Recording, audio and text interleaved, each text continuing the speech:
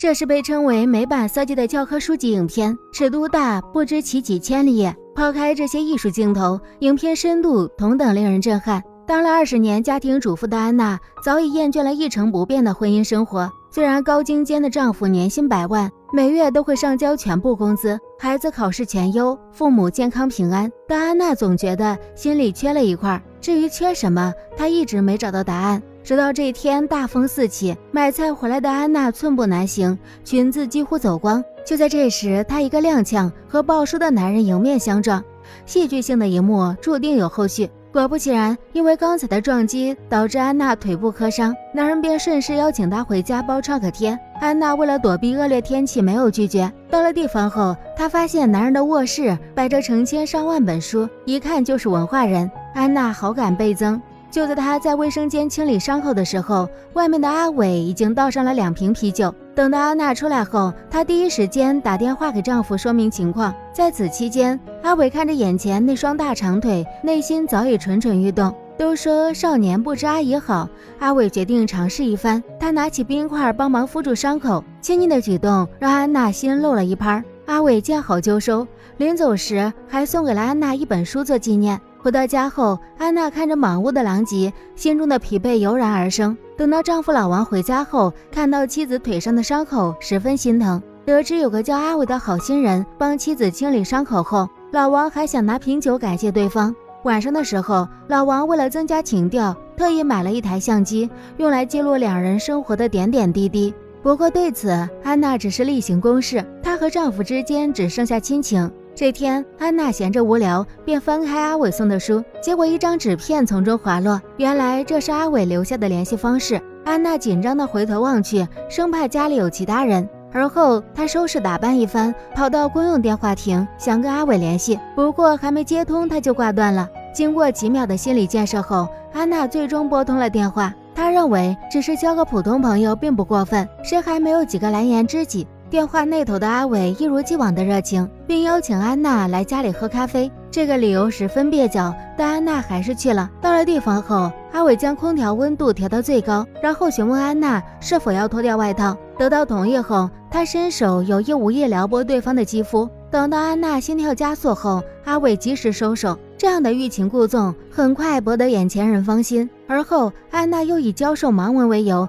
拿着安娜的手细细揣摩。在氛围恰好时，安娜猛然想起家里的丈夫，于是快速离开了阿伟的家。虽然什么都没做，但她内心还是很愧疚，主动给丈夫买了新大衣，还跑到公司去接丈夫下班。对此，老王欣喜若狂，不惜当着员工的面试衣服，甚至还拒绝了接下来的业务，要陪妻子吃大餐。可看着丈夫脸上的皱纹后，安娜又开始有些厌倦。此后2天，她脑海中不断浮现出阿伟那帅气的脸庞，做家务都开始心不在焉起来。丈夫以为妻子过度劳累，并未在意。也就是这样的疏于沟通，安娜再次主动叩响了阿伟的房门。她熟练地褪去外套，有些拘谨地站在屋内。阿伟为了让人放松，主动教安娜学习交谊舞。肢体接触间，安娜买的咖啡已经被丢在了地上。阿伟看人眼神迷离，开始夸赞安娜眼睛漂亮，嘴唇丰满，是自己见过最美的女人。眼看事情要成的时候，安娜再次犹豫了。她决定回到丈夫的身边，可刚走到门口，她便折返回来。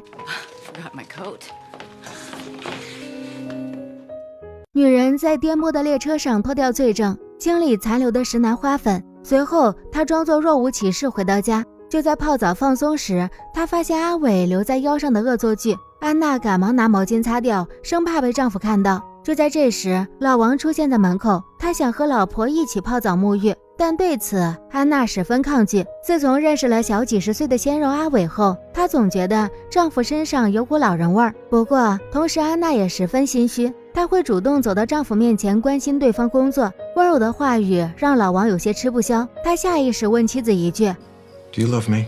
Of course I love you.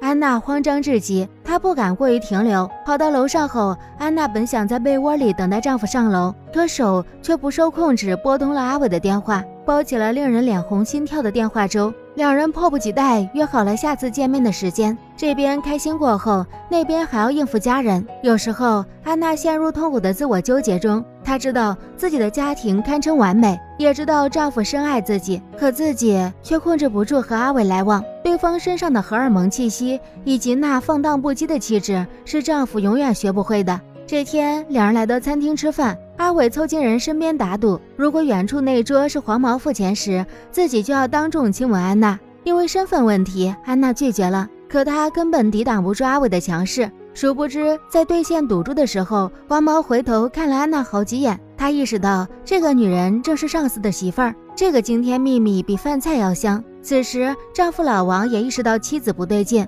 想要和人亲密的时候，安娜总是有意无意拒绝。老王很失落，他觉得是因为自己太忙疏于妻子，于是抛开公司业务要请人吃饭。可安娜根本不感兴趣，她正是穿着新买的性感裙子，脑海中幻想着阿伟看到后的表情。老王看着逐渐花枝招展的妻子以及那花色渐变的高跟鞋，他觉得妻子外面肯定有人了，但老王没有证据，只能尽力让自己不要瞎想。他执意要等妻子共进午餐，可安娜还是以做美容为由推辞了。老王失落地回到公司，在中午12点拨通了美容院的电话，发现妻子根本没去过那里。这下他彻底不淡定了。安娜还没有意识到不对，她漫步在阿伟的楼下，想象着过会儿的激动场景，结果一抬头竟然看到了圈里的傅太太。为了怕人发现端倪，她临时和2位太太去了咖啡厅。到了地方后，安娜给阿伟打去了电话，想要改时间见面。谁知不出片刻，阿伟便来到咖啡厅，两人眼色交换，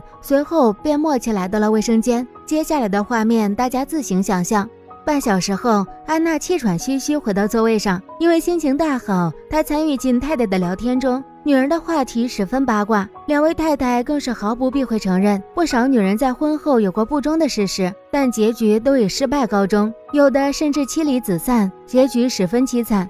安娜越听心越不安，等到和太太们告别后，她再见阿伟已经没了心情。不过阿伟看得很开，觉得人活一世，开心最重要。此时在公司上班的老王已经心情糟糕到了极点，就连跟员工讲话都带了私人情绪。这次谈话的正好是黄毛，两人起了争执后，黄毛提醒老王最好关注一下家人的情况。他说的十分委婉，但老王已经摸到了头上的绿帽子。为了调查真相，他找了一位十分靠谱的私家侦探，让其跟踪妻子1天。回到家后，妻子正忙着做午餐，可因为心不在焉，饭全部都糊了。老王没有吭声，他对妻子说自己要去出差1天。隔天一早，还没等安娜睡醒，老王便提着行李离开了。他用1天时间考验妻子的忠贞，只希望一切都是自己的错觉。可他前脚刚走，妻子便迫不及待起床。他换上精心准备的套装，仔细打扮一番，随后便去找了阿伟。他们这次的地点选在了电影院。事后，两人在大街上肆意亲吻，这一幕幕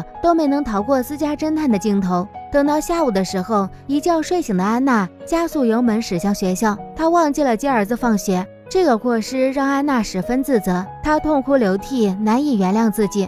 与此同时，老王已经接到了私家侦探的照片，看到所有的预想都是现实时，老王怔住了。他一遍遍查看照片，不敢相信笑容灿烂的女人是自己老婆。多年的感情在这一刻化为泡影，老王心中无比愤懑。就在这时，安娜出门买菜，回来的时候，她不知不觉将车开到了阿伟楼下，结果正巧看到对方正搂着其他女人。那一瞬间，安娜明白，一切不过是自己自作多情。阿伟从来没有把自己当作唯一。安娜不顾一切追了过去，她穿梭在书店，寻找日日牵挂的背影，随后愤怒地冲到阿伟面前，像个泼妇一样和别的女人打架。她无法原谅阿伟的背叛，已经忘记自己的另一重身份。安娜想要提出分手，可阿伟已经完全拿捏了女人。他冲过去，暴力地钳制住安娜，在楼梯间开始了狩猎。安娜再次沦陷，她觉得自己已经完全没了道德底线。殊不知在楼下，丈夫已经徘徊良久，